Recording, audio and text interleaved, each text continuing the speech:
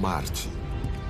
O planeta que ganhou o nome do Deus da Guerra, há muito influencia o coração e os sonhos dos habitantes da Terra. No futuro, veículos robóticos serão substituídos por missões tripuladas. Mas os primeiros exploradores humanos apenas abrirão o caminho para uma colônia permanente, uma metrópolis em Marte. Cientistas e engenheiros já estão projetando tudo de que precisaremos para sobreviver nessa futura colônia espacial. É o único modo de andar em outro planeta. Apesar de toda a tecnologia, viver em tempo integral em outro planeta será uma contínua batalha pela sobrevivência. O começo vai ser num ambiente que é letal para nós.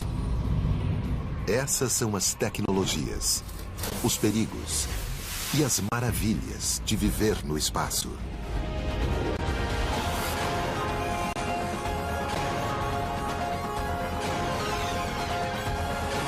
O universo, vivendo no espaço.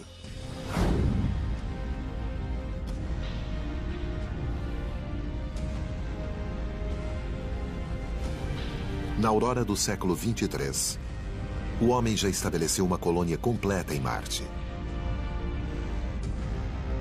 Não foi fácil. Em Marte, somos invasores, e o furioso planeta vermelho declarou guerra contra nós, usando sua natureza, sua causticante radiação, o ar rarefeito e as letais tempestades de areia para garantir que a vida aqui seja uma batalha constante.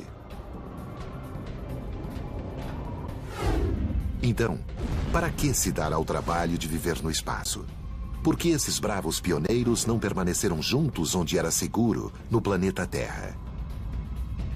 Nossa espécie deveria habitar pelo menos 2 planetas. Resumindo, é muito perigoso colocar todos os ovos numa única cesta. Marte é o nosso vizinho mais próximo. E para o bem ou para o mal, ele é o planeta mais semelhante à Terra. E ele é o planeta que apresenta mais possibilidades.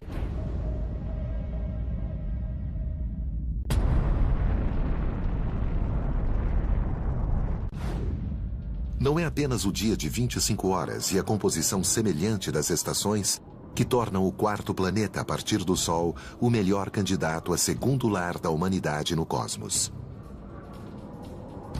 Outro recurso tornou Marte o cenário ideal para nossa colônia no futuro. Uma das primeiras missões dos astronautas é conseguir energia. E uma forma de energia está bem debaixo dos pés deles, no permafrost. No solo de Marte existe água congelada. Podemos purificá-la e torná-la potável. Também podemos separar o oxigênio e o hidrogênio para criar combustível, para gerar células de combustível que vão energizar nossa colônia em Marte.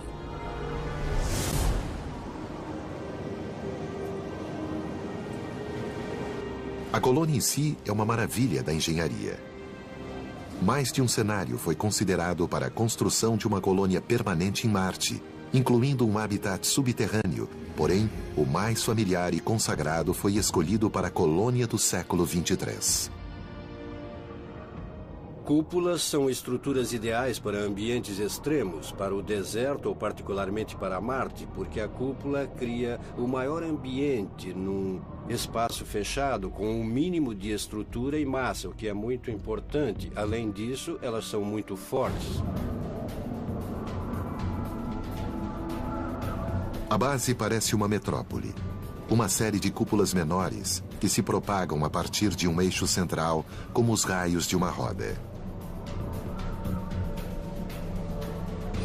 Gosto da ideia de uma cúpula grande ser a praça central, o lugar central que todos frequentam, cercada por cúpulas menores. Esse oásis tecnológico no meio do deserto marciano é como uma fortaleza. O material usado precisará ser capaz de suportar o frio e também a radiação. A superfície de Marte é esterilizada, descorada pela luz do Sol, porque Marte não tem uma camada de ozônio protetora. Certos tipos de fibra de vidro e acrílico de vidro teriam de ser reforçados. Barras de reforço colocadas dentro do vidro garantiriam uma estrutura forte o bastante para suportar a enorme tensão e as temperaturas vertiginosas do planeta vermelho.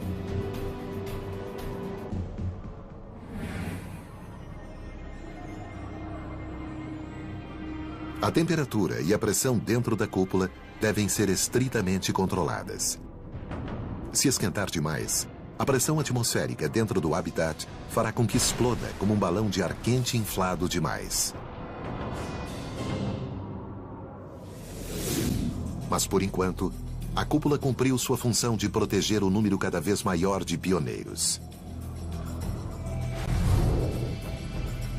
Apesar da grandiosa escala da cúpula, os colonos acordam a cada manhã em acomodações que são no mínimo espartanas.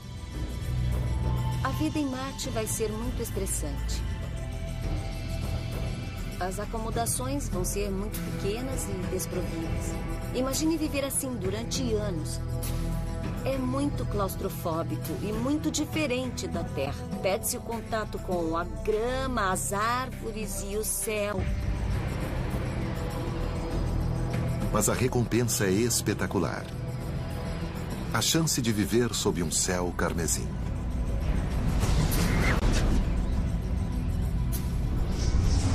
Marte situa-se a cerca de 1 unidade astronômica e meia do Sol. A Terra fica a 1 unidade. Então é meia unidade mais distante. Lá é mais escuro que aqui. E o céu de Marte não é tão azul, é vermelho. Por causa da poeira oxidada que paira e devido ao vento que sopra o tempo todo.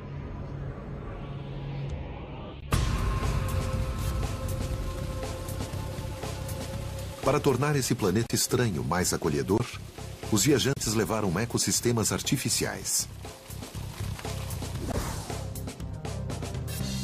Mas as plantas não servem somente a esse propósito, pois cumprem a função vital de criar e sustentar um ambiente fechado para o habitat.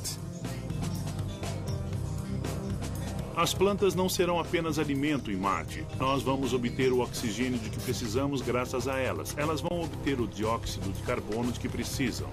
Então será uma sinergia entre seres humanos e plantas.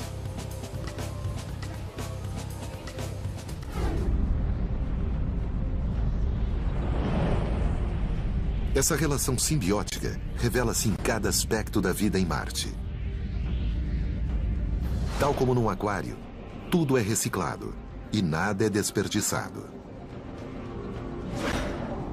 Imagine que um aquário na Terra com peixes e algas seja isolado.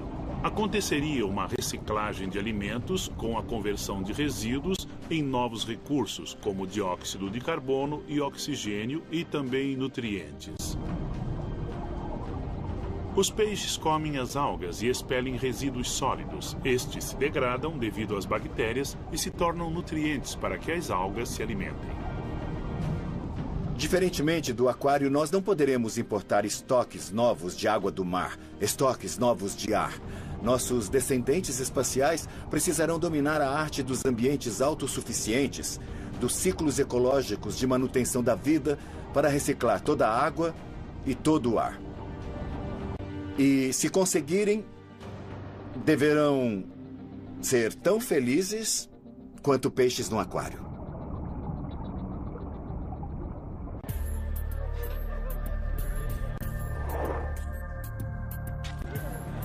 Mas no século XX, não se sabia bem até que ponto seríamos felizes num ambiente tão fechado, isolado do mundo exterior. O conceito foi testado no deserto próximo a Tucson, Arizona, numa instalação chamada Biosfera 2. Seu propósito original, entre outros, era testar uma colônia autossuficiente em outro planeta. A Biosfera 2 é uma grande instalação ambientalmente controlada que pode ser completamente fechada e isolada do ambiente externo. O ambiente interno pode ser totalmente manipulado para que diferentes regimes climáticos e diferentes biomas possam ser controlados dentro da instalação.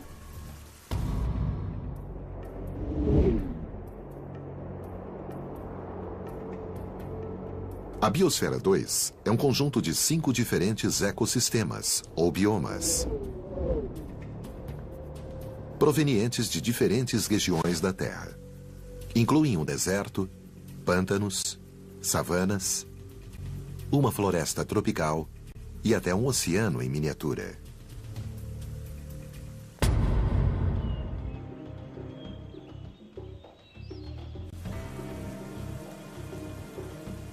Esse ambicioso projeto foi isolado e testado pela primeira vez em 1991.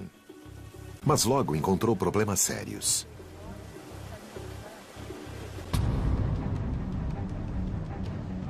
A certa altura, a equipe começou a exibir comportamento arriscado e até mesmo se dividiu em facções rivais. A missão inteira ficou ameaçada, até que descobriram que a falta de oxigênio era o motivo do comportamento beligerante da equipe. Verificou-se que o motivo era um detalhe aparentemente insignificante. O cimento dentro da estrutura não tinha secado corretamente. Como resultado, a estrutura de cimento absorvia mais oxigênio do que as plantas eram capazes de repor.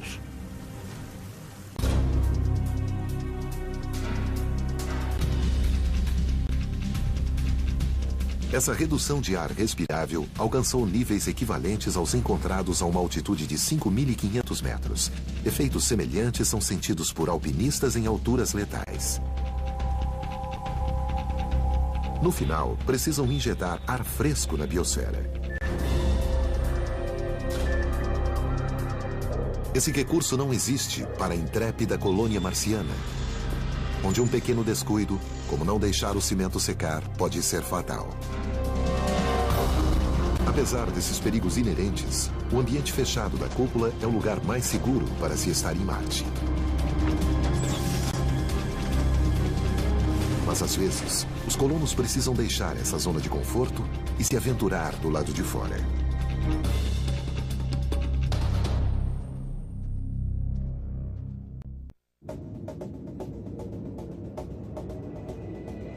Quando o Sol nasce sobre Marte, alguns colonos saem da cúpula para realizar as missões de pesquisa e manutenção do dia.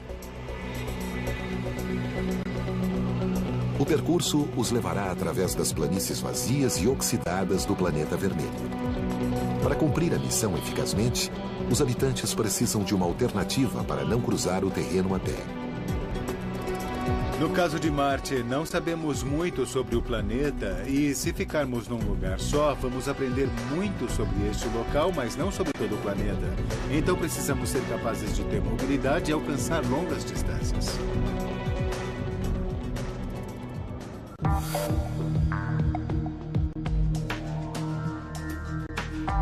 O veículo usado na Lua para esse fim na missão Apollo era conversível, basicamente um bug de praia sofisticado. O veículo lunar serviu a seu propósito muito bem. Permitiu que os dois exploradores humanos não se cansassem demais andando por lá e possibilitou que percorressem a superfície lunar e explorassem uma área maior. Ao mesmo tempo, era uma solução para uma missão de alcance e duração mais curtos.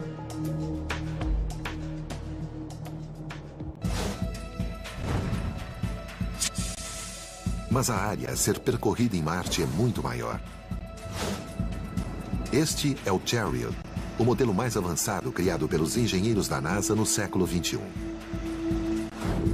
Além do revestimento dourado e do visual futurista, esse veículo espacial tem características que otimizam as viagens no espaço. As rodas são capazes de girar 360 graus e podemos dirigi-lo para os lados, para a frente ou em qualquer direção.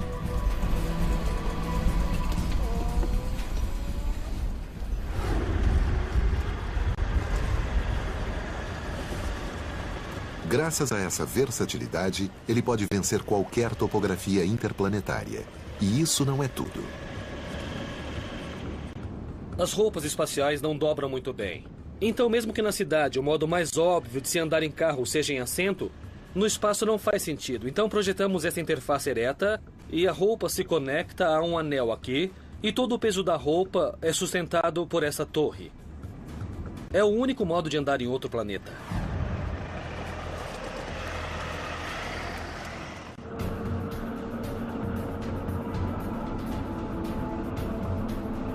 No entanto, Marte é um planeta grande e para chegar às suas regiões mais distantes, os cientistas precisam de roupas especiais. Preferem trabalhar com macacões, em vez de ficar horas dentro de uma roupa espacial pesada e incômoda. Isso só é possível se puderem manter um ambiente com pressão atmosférica semelhante à encontrada na Terra. É para isso que serve o veículo pequeno pressurizado. Eu diria que é uma combinação de roupa espacial e carro esporte. É um veículo espacial esporte muito fácil de manobrar.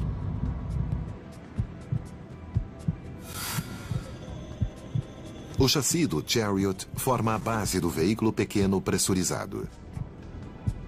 A cabine do veículo pequeno pressurizado começa mais ou menos aqui e vai até atrás. Mais ou menos até aqui. E a traseira do veículo fica parecida com a de uma caminhonete. E pode transportar cargas adicionais. Podemos aprimorar a máquina e transformá-la em vários tipos de equipamentos quando em campo. Na traseira do veículo, podemos conectar vários implementos, como lâminas de escavadeiras, algo prático como um guincho e outras ferramentas.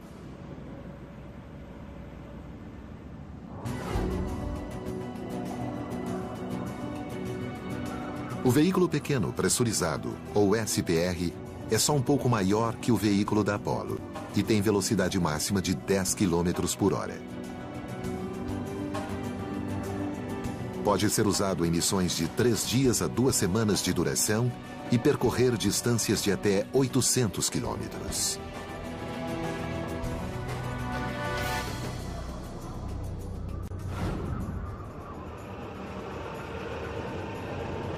Alguns aperfeiçoamentos também o tornam o veículo preferido dos astronautas. 2 roupas espaciais ficam na parte externa do veículo pequeno pressurizado. Os passageiros no interior pressurizado podem entrar nas roupas através de uma escotilha e andar na superfície planetária depois de apenas 10 minutos.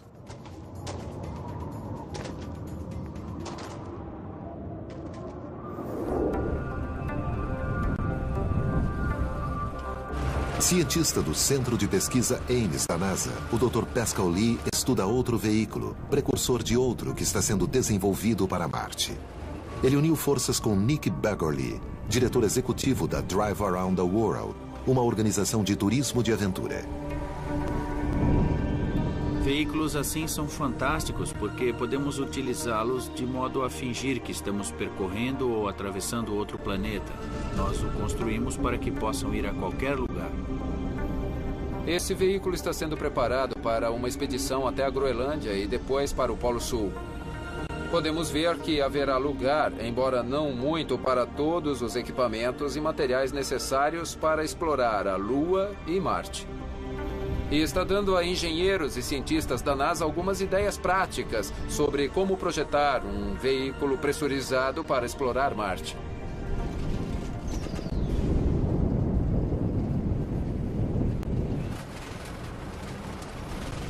Esse robusto veículo tem um conjunto especial de rodas. As esteiras usam esta série de trilhos, mas esta roda grande é o que na verdade gira a esteira. Ela gira ligada ao eixo do veículo e empurra estas alças de borracha de modo a impulsionar a esteira. Cada uma tem 1 metro de comprimento e 40 centímetros de largura. São mais de 3.000 centímetros quadrados em contato com a superfície. Como cada trilho tem um sistema de suspensão, pode-se articular e acompanhar as curvas do terreno. Todo esse aparato pode girar. Se você estiver passando sobre uma pedra, as esteiras vão se adaptar e passar sobre ela.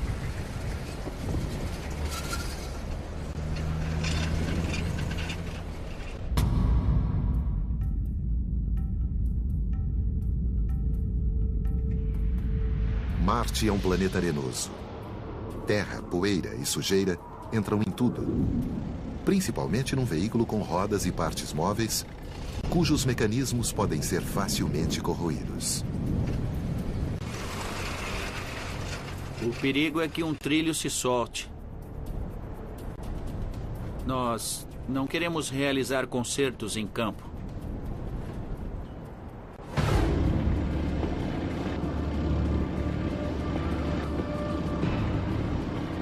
Consertar um veículo na estrada é arriscado nas melhores circunstâncias, mas no espaço a margem de erro é zero. Se houver alguma pane ou defeito, a ajuda estará muito distante do veículo, se conseguir alcançá-lo.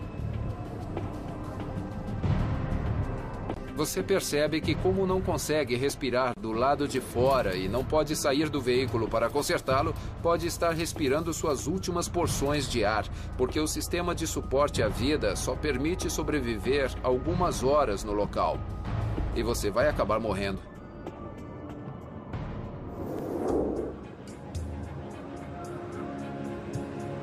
Felizmente, a NASA tem um plano de emergência. Uma das vantagens dos veículos pequenos pressurizados é que, como são relativamente pequenos e leves, podemos lançar dois. Então podemos utilizar um sistema com 2 veículos circulando juntos, com 2 astronautas em cada um. Eles percorrem longas distâncias e, se um deles quebrar, os 4 astronautas podem voltar juntos no outro veículo.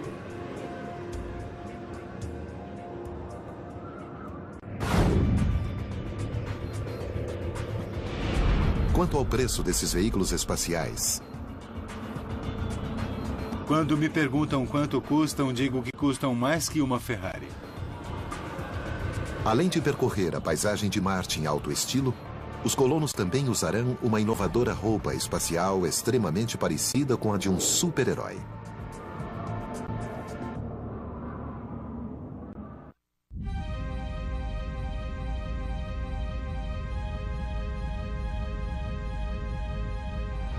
Uma das missões de pesquisa dos colonos de Marte é explorar o maior vulcão do Sistema Solar, o Monte Olimpo.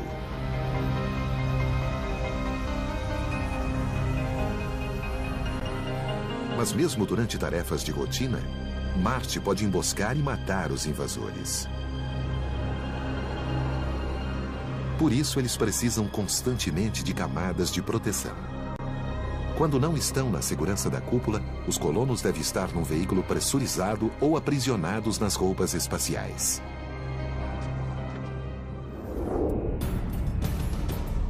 Depois de 4 saídas espaciais e de passar mais de 24 horas com as roupas espaciais, elas começam a pesar. São duras como uma tábua e têm a pressão de uma bola de futebol americano, 3 quilos por metro quadrado. Então, sempre que dobram as mãos dentro das luvas, eles precisam agir contra essa pressão. E isso é muito fatigante e pode causar lesões nas unhas e outros traumas.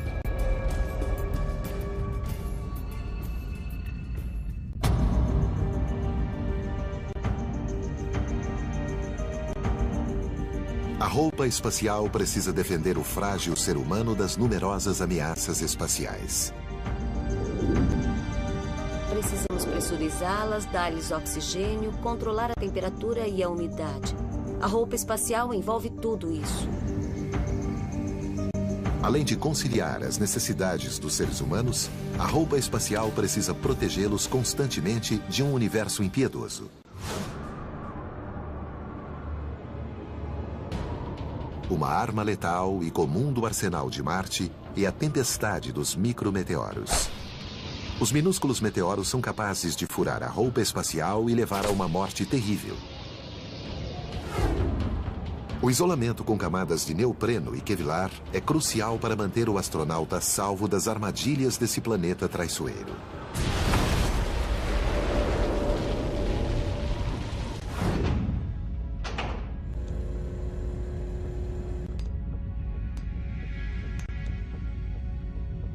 Por levar o sistema de suporte à vida, a roupa é volumosa e incômoda de usar. Um astronauta da Estação Espacial Internacional pode levar 3 horas para vestir um MMU, ou unidade tripulada manobrável. Isso inclui 30 minutos em que o astronauta carrega o oxigênio puro que irá respirar.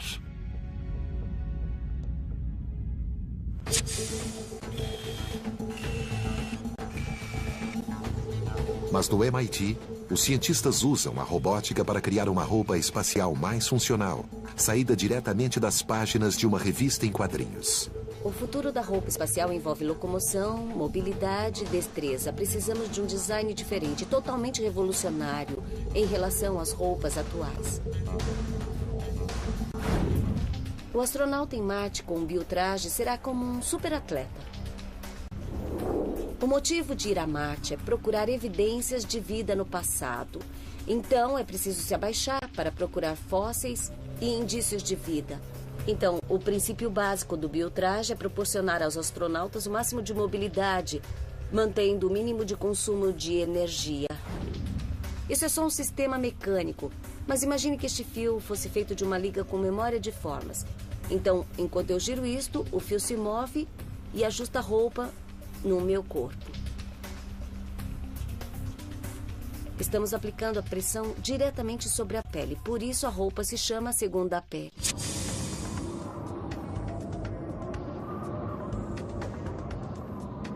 O sistema de suporte à vida do biotraje é modular, o que o torna muito mais confortável do que a rígida roupa atual. A dura carapaça do torso se conecta à mochila, que contém o sistema de suporte à vida. O visor do capacete será dourado, como os das roupas atuais, como defesa contra a ofuscante luz do sol. O capacete também conterá um painel de exibição superior para transmitir informações vitais ao explorador. Ao olhar através do capacete, o astronauta verá as telas mostrando dados fisiológicos, batimento cardíaco, pressão e também informações de navegação, como um mapa topográfico em 3D.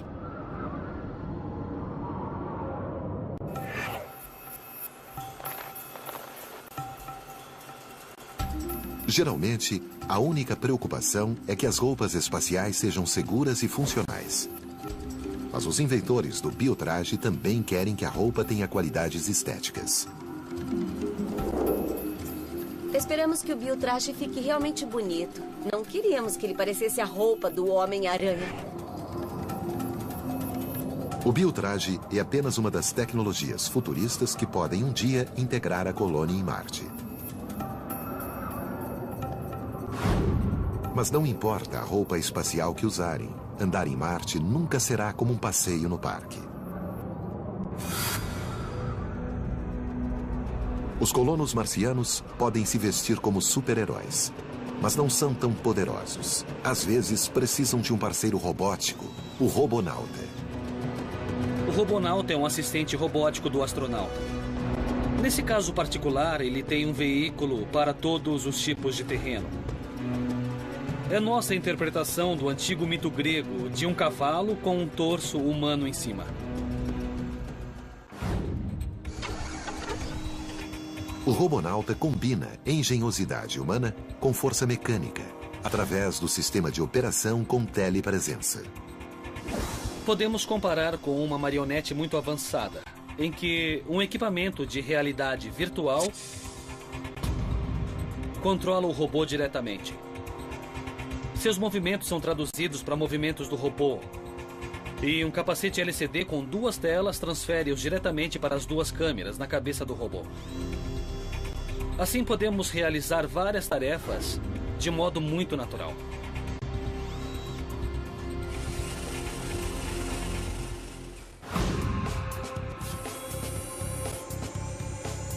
As câmeras são protegidas por um capacete inspirado nos centuriões romanos.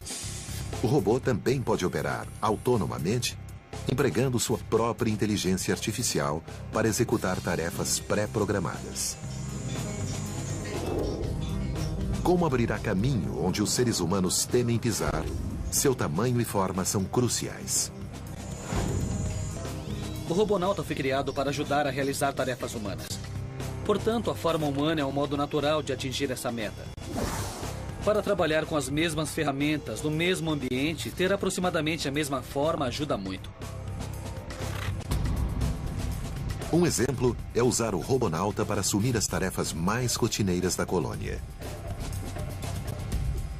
As melhores tarefas para dar aos robôs são aquelas que podem ser perigosas demais para os seres humanos ou que eles realizam melhor que os humanos.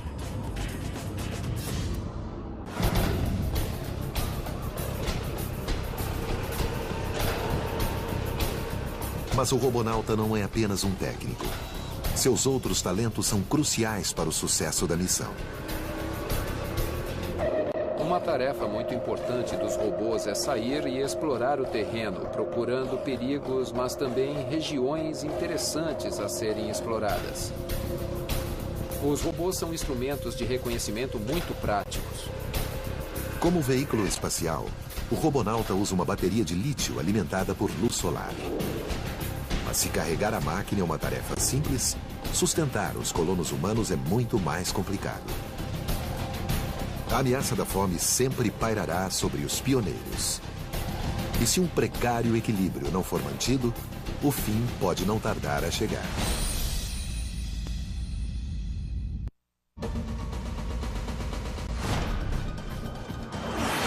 Para os destemidos colonos de Marte no futuro, satisfazer as necessidades mais primárias pode ser um penoso desafio. Como a mais básica de todas: se alimentar.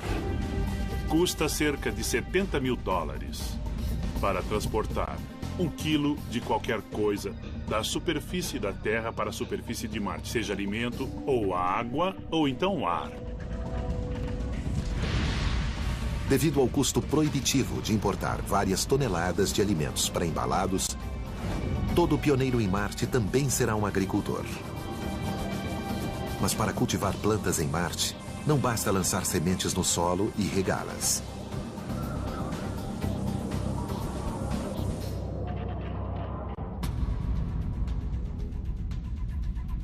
O solo marciano, ou regolito, é muito instável.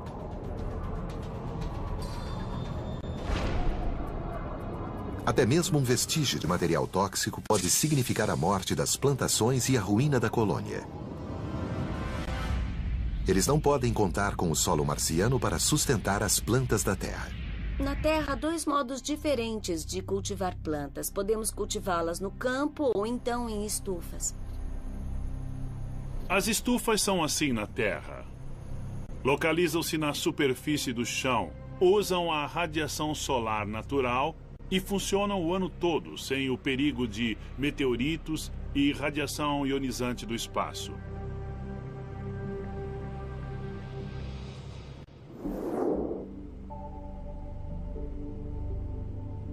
Em Marte, a estufa é uma câmara de crescimento controlado. Um ambiente que fornece os 5 fatores essenciais que as plantas precisam para crescer. Precisam de luz, precisam de temperatura, precisam de água, precisam de nutrientes e precisam de atmosfera, dióxido de carbono e oxigênio. Então, com uma câmara de crescimento num habitat, pode-se cultivar plantas o ano todo.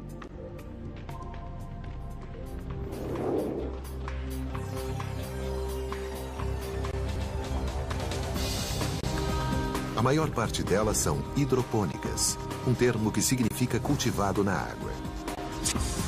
As plantas hidropônicas não crescem no solo, mas num caldo de nutrientes suspenso na água.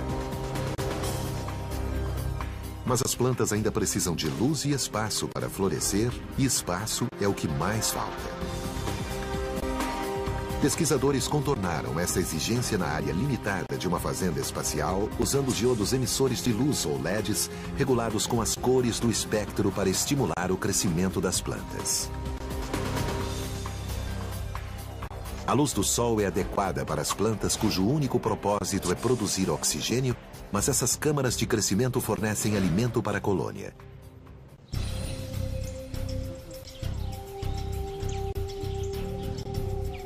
Outra preocupação dos colonos é que, na Terra, os insetos polinizam as plantas. Então, será preciso levá-los para o espaço? Seria muito difícil para as abelhas se orientarem em condições diferentes das que existem na Terra, porque usam luz ultravioleta do Sol para se orientarem, assim como outras pistas, e essas pistas não existiriam em Marte. ou numa colônia espacial. Um pouco de criatividade faz maravilhas. Temos essas varetas que vibram e agem como abelhas artificiais, usando o movimento do ar para soprar o pólen de uma flor para outra. Além disso, nós achamos que os astronautas ou os colonos de outro planeta vão gostar bastante de cuidar das plantas.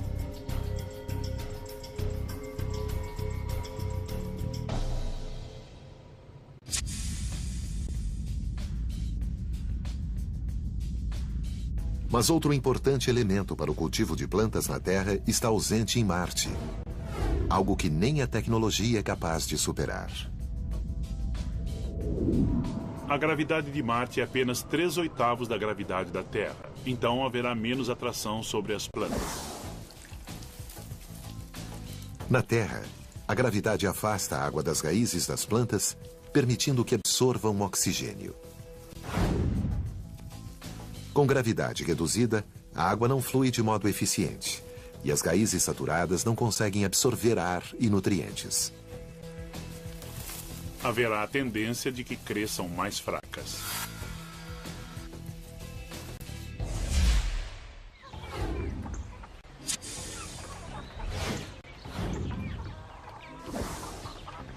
Mas que tipo de alimentos os colonos espaciais irão cultivar? Batata e alface, por exemplo. Tendo em vista esses ingredientes, o cardápio de um refeitório marciano poderá ser assim. No café da manhã, ovos mexidos e batatas refogadas. No almoço, um sanduíche com recheio de soja ou de cogumelo. E morangos de sobremesa. No jantar, massa com molho de tomate, salada e torta de batata doce de sobremesa. É uma dieta estritamente vegetariana e os carnívoros da equipe não terão vez. Embora seja possível produzir carne de vários tipos de animais, eu tenho a impressão de que os astronautas ficariam tão apegados a eles que não iriam querer comê-los. Manter a equipe forte e saudável é essencial quando um dia normal de trabalho exige um esforço sobre-humano. Como explorar um tesouro interplanetário que jaz logo além do horizonte marciano.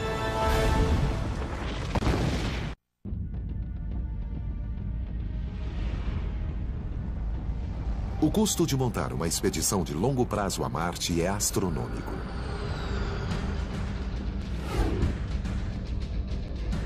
Mas a maior recompensa pode estar além de Marte, onde existe um manancial de recursos extremamente valiosos que flutuam logo além do planeta vermelho. A maior fonte de meteoritos do planeta vem do cinturão dos asteroides e descobrimos que 85% deles são feitos principalmente de silicone, como a superfície da Terra. Mas cerca de 5% contém ferro. Podemos usar este ferro para produzir aço, a fim de criar estruturas, prédios, cidades e até mesmo uma civilização.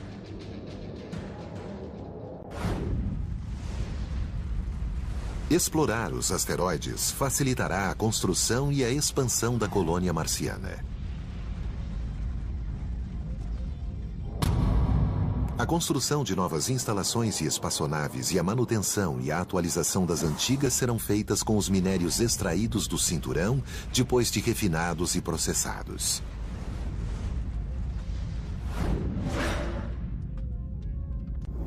Extrair os minérios do cinturão dos asteroides e trazê-los até a Terra seria um desperdício. É muito melhor extrair os minérios e criar os materiais para Marte.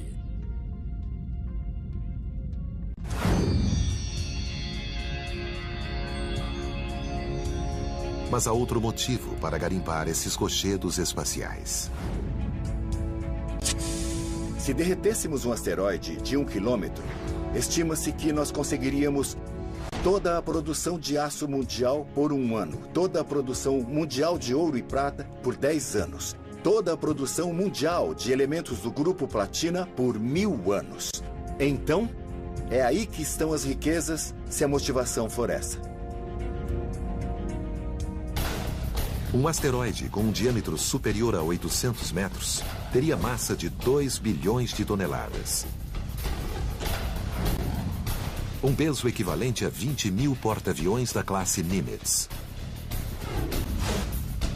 Um asteroide desse tamanho pode conter níquel, cobalto e platina, no valor de mais de 150 bilhões de dólares. E é um asteroide pequeno. Alguns se aproximam das dimensões de um planeta.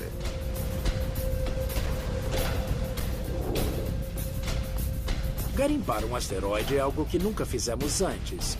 No entanto, pode haver, com certeza, alguns métodos não tão difíceis assim de cavar o solo do asteroide. Um deles seria o raio laser. Podemos usar a tecnologia para fazer com que os raios laser penetrem o material do asteroide.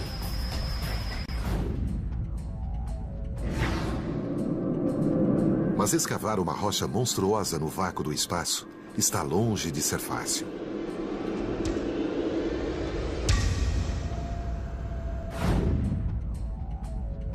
A radiação no cinturão dos asteroides é muito forte, principalmente porque Júpiter emite uma quantidade enorme de radiação. Isso significa que os mineiros da superfície do asteroide podem ter de viver no subterrâneo, dentro do próprio asteroide. Isso lhes daria alguma proteção da radiação do Sol e também de Júpiter e do resto do espaço se vivessem dentro do próprio asteroide. Talvez seja melhor deixar essa tarefa para homens de ferro. Como o cinturão dos asteroides é tão distante, talvez a 500 milhões de quilômetros de distância, talvez tenhamos de usar robôs. Os robôs serão relativamente baratos, não precisam de suporte à vida e não precisam voltar.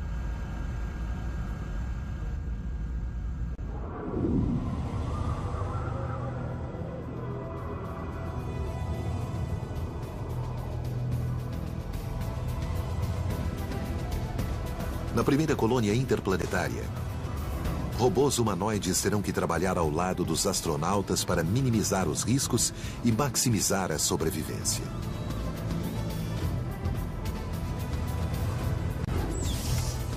Em todos os aspectos, o cotidiano em Marte será a aventura radical máxima.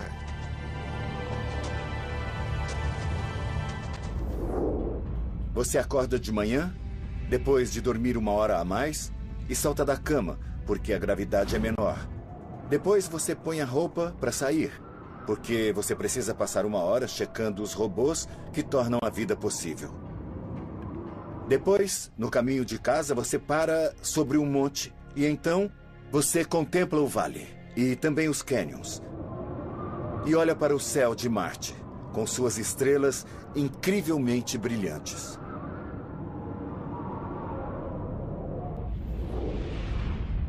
Explorar a superfície de Marte será uma aventura fantástica. Há paisagens de beleza inimaginável. Algumas completamente estranhas a nós. Há milhares e milhares de quilômetros de terreno a percorrer em todas as direções. Será um reino fantástico para os cientistas.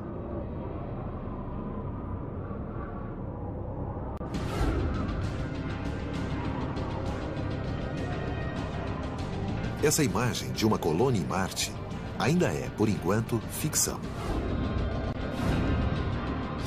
Permeada pela melhor ciência do século XXI.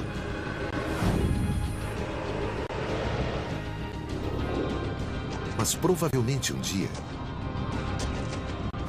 nas cidades futuristas de planetas distantes, nossos vizinhos não serão homenzinhos verdes, mas sim outros seres humanos.